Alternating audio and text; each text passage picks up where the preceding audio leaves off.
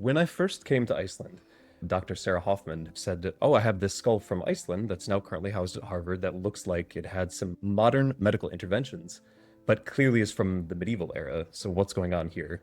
I really wanted to look into the history of this as well as to see what other human remains might have been circulating throughout the medical school context in a similar way, but locally here. A lot of the archaeologists here were telling me, like, well, why are you coming here to study that? Like, everybody that comes here is looking at Viking remains or Viking bones or like stuff related to the medieval sagas, which are what people tend to think about automatically about Iceland. That's precisely why I want to come here, is because it seems like this question isn't really being asked about much more recent human remains. But even when I came here and I ended up asking questions about this, I got a lot of, why are these of any interest to someone who's an archaeologist? What I was told was these are the bones of foreigners. They don't have anything to do with Icelandic history.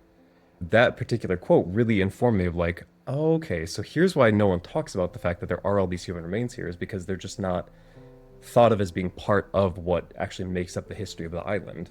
And so that's what this new project is about. It's trying to really reintegrate them into that story and say, like, even if these individuals may not have ever lived here, they may not have passed away here in Iceland, their bodies still are helping to teach modern medical students and specialists within various fields. And so they are still contributing to Icelandic society, even in death.